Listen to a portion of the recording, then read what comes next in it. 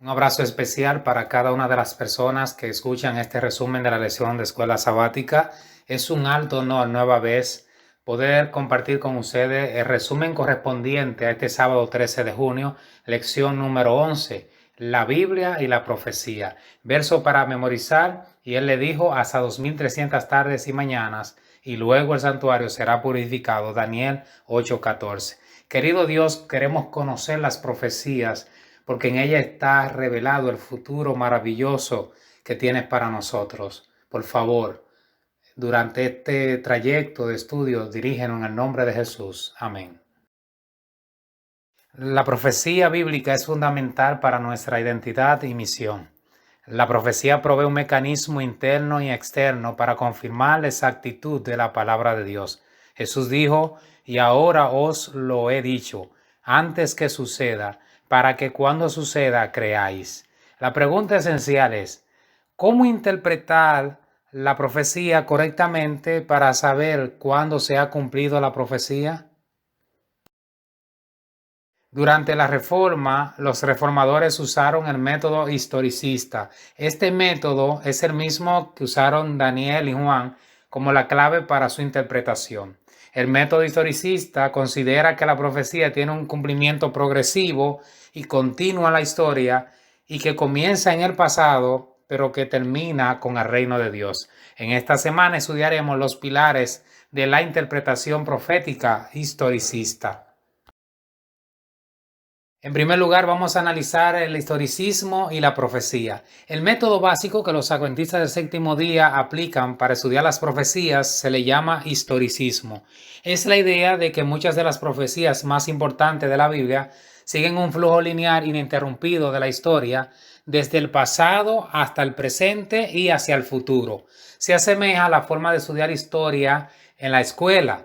Lo hacemos de esta manera porque así es como la Biblia interpreta estas profecías para nosotros. Luego de leer Daniel capítulo 2, verso 27 al 45, ¿qué aspectos del sueño indican una sucesión continua e ininterrumpida de poderes a lo largo de la historia? ¿De qué manera la Biblia nos muestra cómo interpretar la profecía apocalíptica o del tiempo del fin? Es interesante que en este capítulo, el capítulo 2 de Daniel, en el verso 38, Daniel identifica a Babilonia como el primer reino. Cuando le dice: tú eres esa cabeza de oro. Y entonces le sigue diciendo: y después de ti. Esto denota, ¿no?, continuidad. Denota que son sucesivos, que vienen uno tras el otro. Se levantará otro reino inferior. En este caso, el reino sería Medo-Persia. Luego viene un tercer reino que está simbolizado por el bronce, que dominaría toda la tierra. Esto nos recuerda a Grecia y Alejandro Magno.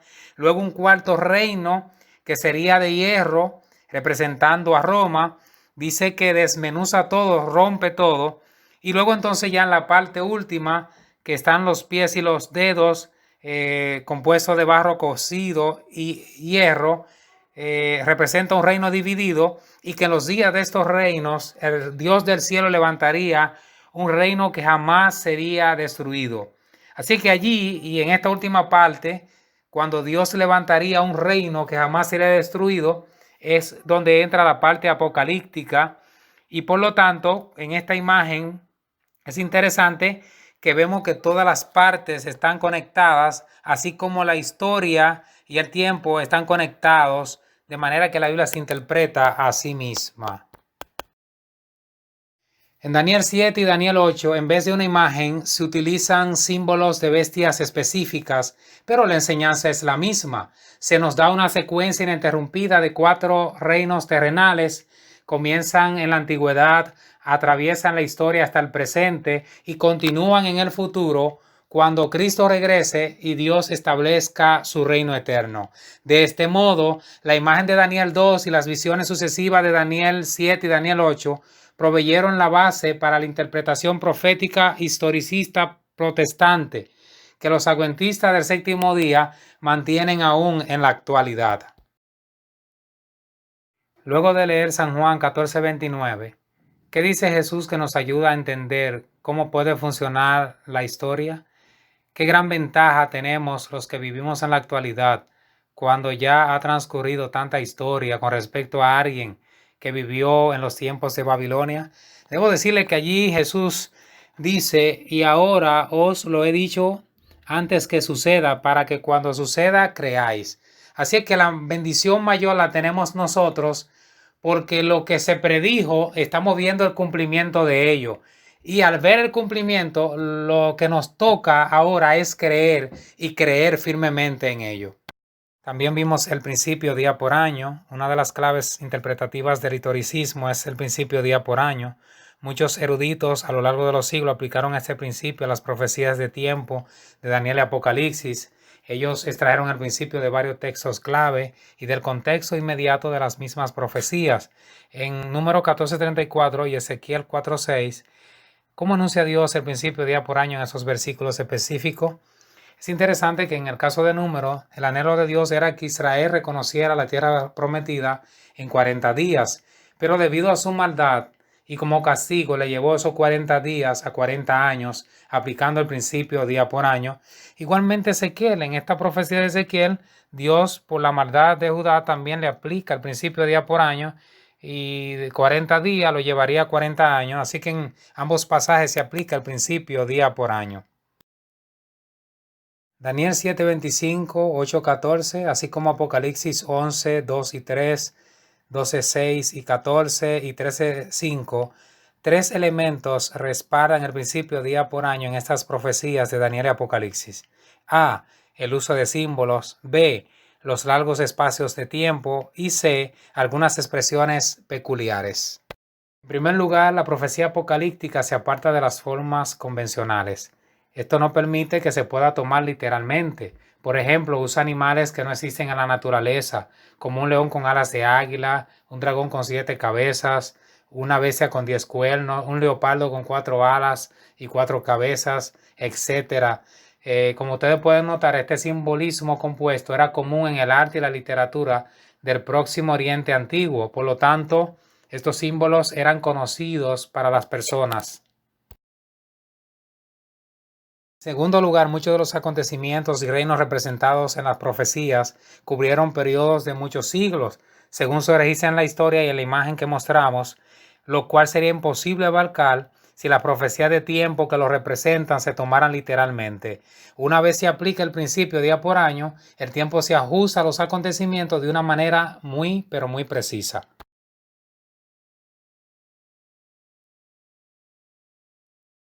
Finalmente, las expresiones peculiares utilizadas para designar estos periodos sugieren una interpretación simbólica. En otras palabras, las formas en que el tiempo se expresa en estas profecías, por ejemplo, hasta 2300 tardes y mañanas, de Daniel 8:14, no son las formas normales de expresar el tiempo, lo que indica que los periodos que se muestran allí deben tomarse en forma simbólica y no literal. Si la profecía de Daniel 9, 24 al 27 se toma literal, solo daría un año, 4 meses y una semana. Si se aplica el principio día por año, se convierten en 490 años y solo así se ajusta el evento descrito en Daniel 9, 24 al 27. Bien trabajamos con la identificación del cuerno pequeño. Durante siglos los reformadores protestantes identificaron el poder del cuerno pequeño de Daniel 7 y 8 como la iglesia romana. Cuando leemos Daniel 7 del 1 al 25 y Daniel 8 del 1 al 13, ¿cuáles son las características comunes del cuerno pequeño en ambos capítulos? ¿Cómo podemos identificarlo? Hay características que son comunes en el cuerno pequeño de Daniel 7 y Daniel 8. Número 1.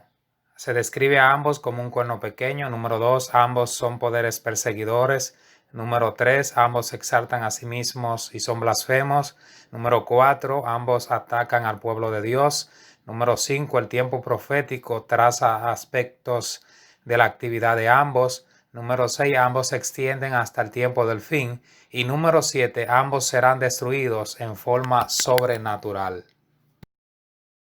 La historia identifica al primer reinado como Babilonia, al segundo como Medo-Persia, al tercero como Grecia, y la historia es inequívoca. Después de esos imperios mundiales viene Roma. En Daniel 2 el hierro representa a Roma y continúa en los pies de hierro mezclado con barro cocido.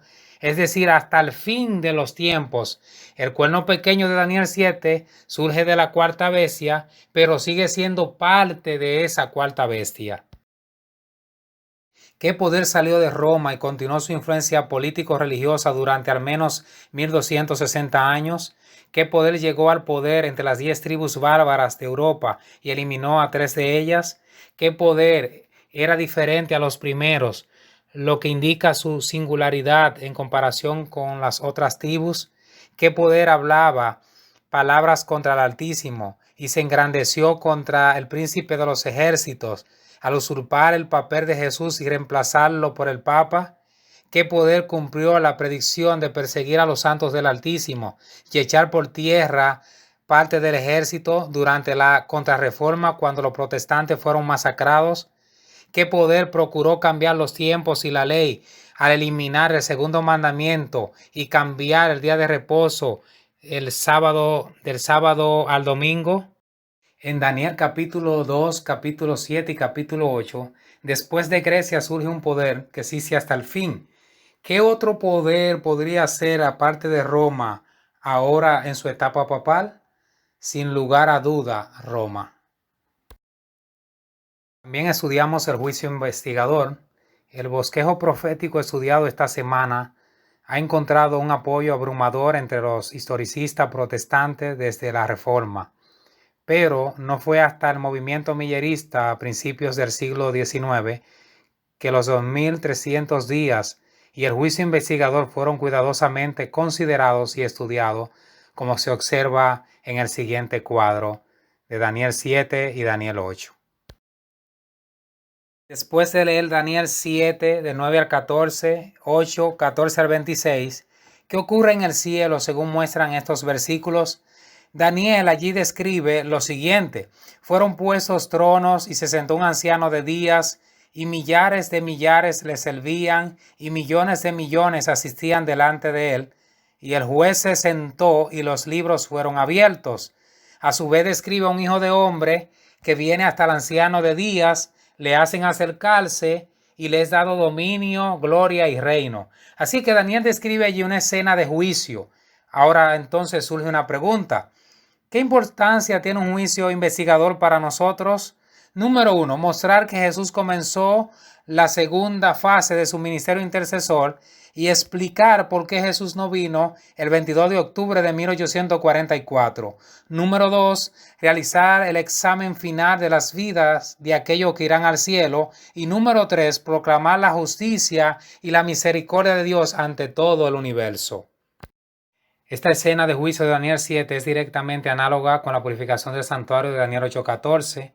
Hablan de lo mismo. Según Daniel 8:14, el tiempo de esta purificación del santuario, que es la terminología del día de la expiación, es de 2300 tardes y mañanas o días, con el principio día por año. Estos se representan o se convierten en 2300 años. El punto de partida de esos 2300 años se encuentra en Daniel 9:24, en el que la profecía de las 70 semanas, es decir, 490 años, está chatak, cortada o determinada de la visión de los 2300 días de Daniel 9:24. De hecho, muchos eruditos consideran acertadamente que la profecía de 2300 días o años de Daniel 8:14 y la profecía de las 70 semanas, 490 años de Daniel 9:24 al 27 son dos partes de una misma profecía. Daniel 9:25 se indica el comienzo del periodo desde la salida de la orden de restaurar y edificar a Jerusalén. Ese es el decreto. La fecha para este hecho es el 7º año del rey Artajerjes, o 457 a.C. Si contamos 2300 años hacia adelante, llegamos a 1844, que no es mucho después de 1798 y antes de la segunda venida de Jesús. Es cuando Jesús entonces entró en el lugar santísimo, comenzó su obra de intercesión y de purificación del santuario celestial. Podemos observar ese detalle en la tabla de estudio del viernes. Finalmente vimos la tipología como profecía, los símbolos de las profecías apocalípticas, como los que se encuentran en Daniel y Apocalipsis, tienen un cumplimiento único, Por ejemplo, el macho cabrío encontró su cumplimiento en Grecia. Al fin y al cabo, el texto lo menciona directamente. La tipología se centra en personas, hechos o instituciones reales del Antiguo Testamento basados en una realidad histórica, pero que señalan una realidad mayor en el futuro. El uso de la tipología como método de interpretación se remonta a Jesús y a los autores del Nuevo Testamento, e incluso la encontramos en el Antiguo Testamento. La única guía para reconocer un tipo y un antitipo es cuando un escritor inspirado de las escrituras lo identifica. Por ejemplo, vamos a encontrar como tipo al Cordero, como antitipo a Jesús. He aquí el Cordero de Dios que quita los pecados del mundo. Así que ese Cordero señalaba a la realidad mayor que era Cristo y representaba al mismo. Después de leer 1 Corintios 10, del 1 al 13, ¿a qué acontecimientos históricos se refiere Pablo al amonestar a la iglesia de Corinto? ¿Qué relación tiene esto con nosotros hoy? Es interesante que allí Pablo hace mención a la experiencia del pueblo de Israel en el cruce del Mar Rojo, su travesía por el desierto, cómo las bendiciones de Dios lo acompañaron tanto de día como de noche. Habla de que bebieron del agua espiritual, pero también habla de que cometieron fornicación, de que tentaron al Señor, murmuraron. Y entonces Pablo señala a los corintios la experiencia del antiguo Israel, cómo las bendiciones recompensaron su obediencia, pero también cómo los juicios siguieron a sus transgresiones, de manera que nosotros podamos cuidarnos de no caer en los mismos errores que cayó Israel y por lo tanto podamos vivir una vida de bendición. Pablo elabora una tipología basada en la experiencia de los antiguos hebreos en el desierto. De esta manera, Pablo muestra cómo Dios inspiró a Moisés para registrar esos acontecimientos y quiso que sucedieran como ejemplos para nosotros. De este modo, amonestar al Israel espiritual a resistir la tentación mientras vivimos en los últimos días. Ahora vamos a ver algunos ejemplos de tipo y antitipo. Un tipo fue Jonás. Y el antitipo Jesús dice, como Jonás en el vientre del pez duró 3 días y 3 noches, es necesario que el Hijo del Hombre esté en el corazón de la tierra 3 días y 3 noches.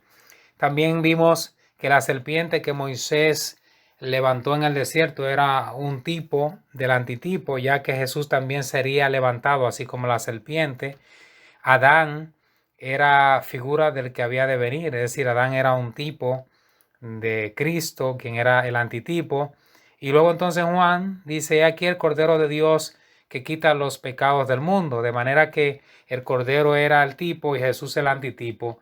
Y cada imagen, cada símbolo se encontró con la realidad que era en sí Cristo. Piensa en el servicio del santuario terrenal, que funcionaba como un tipo de todo el plan de salvación, que nos enseña acerca de la importancia del mensaje del santuario para nosotros hoy. Cabe destacar que el santuario terrenal era una sombra de la realidad. La realidad era el santuario celestial, es decir, el tipo se encontró con el antitipo y todo apuntaba a Cristo. Así que esa importancia que tenía el santuario terrenal para el pueblo de Israel, ahora lo tiene para nosotros el santuario celestial, donde Cristo ministra a nuestro favor y por lo tanto nuestra esperanza debe cifrarse en el ministerio de Cristo en el santuario celestial. Recomiendo leer 1844, Hecho Simple, de Clifford White, como un lugar entre tantos para encontrar material sobre la profecía de los 2300 días. Estudia el siguiente cuadro que allí se presenta de Daniel 7 y Daniel 8, y en el paquete encontrarás integrada la profecía del juicio en el cielo. Exhortando al estudio del libro de Apocalipsis e indicando que el mismo nos lleva al estudio de Daniel, Elena de White escribió lo siguiente: nadie necesita estar a oscuras en lo que concierne a lo que ha de acontecer en la tierra. ¿Por qué existe, pues, esta ignorancia general acerca de tan importante porción de las Escrituras? ¿Por qué es tan universal la falta de voluntad para investigar sus enseñanzas? Es el resultado de un esfuerzo del príncipe de las tinieblas para ocultar a los hombres lo que descubre sus engaños. Por eso Cristo, revelador, al prever la guerra que se haría contra el estudio del Apocalipsis, pronunció una bendición sobre cuantos leyeran, oyesen y guardasen la palabra de esta profecía. Durante la semana aprendimos lo siguiente: los símbolos que representan reinos o imperios en Daniel capítulo 2, capítulo 7 y capítulo 8 presentan un cumplimiento progresivo y continuo de la historia que comenzaron en el pasado y terminarán con el establecimiento del reino de Dios. Número 2. El principio de interpretación bíblica día por año, tomado de número 14:34 y Ezequiel 4:6, es fundamental para el estudio de las profecías de Daniel y Apocalipsis. Número 3. El método historicista usado por los reformadores y por la Iglesia Adventista es correcto y se ajusta perfectamente a los eventos proféticos descritos en Daniel y Apocalipsis. Número 4. La descripción, identificación y acciones llevadas a cabo por el cuerno pequeño en la profecía bíblica se ajustan perfectamente a Roma ahora en su etapa papal. Y número 5. El juicio investigador comenzó en 1844 cuando Jesús pasó del lugar santo al lugar santísimo, a la segunda fase de su ministerio intercesor, para realizar el examen final de aquellos que irán al cielo, y el mismo culminará con su segunda venida. Dios te bendiga y te guarde. Dios te bendiga. Si te gustó, toca la campanita y comparte. Suscríbete.